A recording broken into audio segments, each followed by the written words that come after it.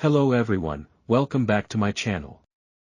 In this video I will show you how to use a slicer in Excel to sort out or separate the information in your worksheet. Firstly, pick a cell in the table and then press Ctrl and T keys at the same time. Now click OK to create the table. After that, head to the table design and add a slicer. Now, pick all the titles you want to sort or separate. Then, adjust its size to fit properly on the table.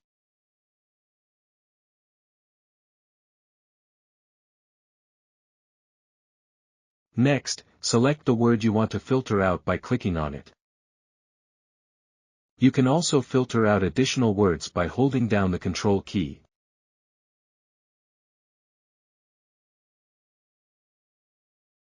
I hope you found this tutorial helpful. If you have any queries, feel free to leave them in the comments section below. Don't forget to like and share this video and subscribe to my YouTube channel for more useful tips and tutorials.